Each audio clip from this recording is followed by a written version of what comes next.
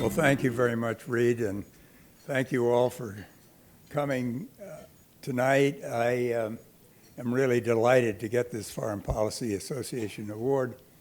I've participated in a few of your events when I was here in New York at the UN, and every one of them has been outstanding, so I don't want to lower the bar at all tonight, but I have no formal remarks, but I'd like to just say that because I'm in front of you and you're all doing so much to improve the world or talk about the problems in the world, that I thought it was appropriate to say that I feel that we are in a crisis today, America, and we have got, every one of us, to do our best to improve the situation.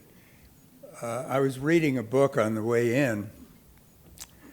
I didn't come on Delta, by the way. I came on American, but I like Delta a lot.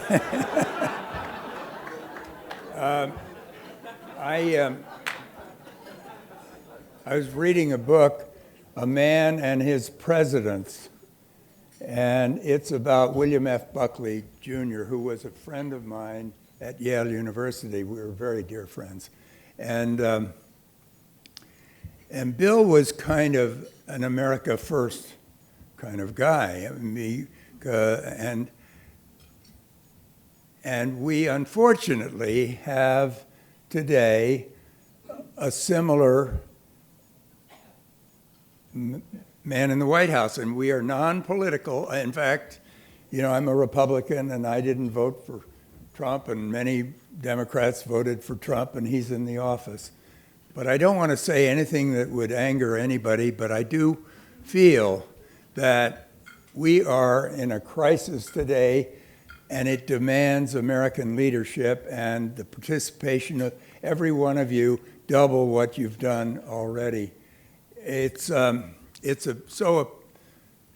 You have such a wonderful opportunity here by giving voice to foreign policy and foreign affairs that I think it's just an opportunity as much as a fearful situation. But when you look back at the America First idea, you know, that didn't fly. FDR was an internationalist, and so were so many others. Going back, Teddy Roosevelt, the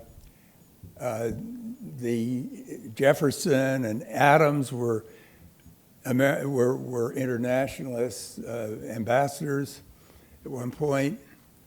There's got to be leadership in a positive way toward the impact of America on the rest of the world and toward the importance of the world on America's well-being. And it was so true, said by Ed, that the world has gotten smaller, and we have the opportunity to do a lot of good that we're not doing. My own foundation does about half of what we do. Is we give $100,000 a year for 3 years to nonprofit organizations in the first 3 years of their life, and then we only stay with them for 3 years. So it's 3, 3, 3, 3.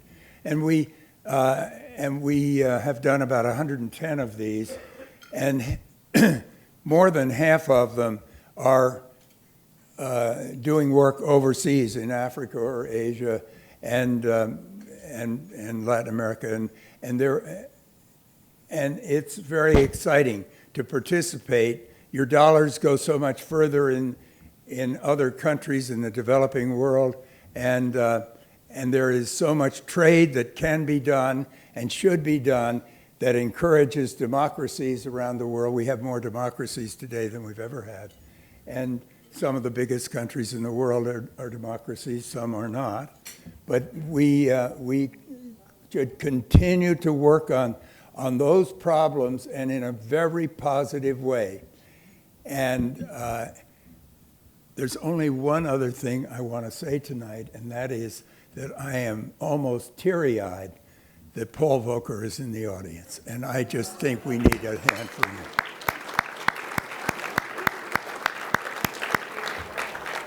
Paul has been a hero of mine ever since I went to Washington, and we were there together at the same time, and I just tried to take as many lessons as I could from that great man. Paul, thank you, and thank you all for listening to me. Thank you for the award.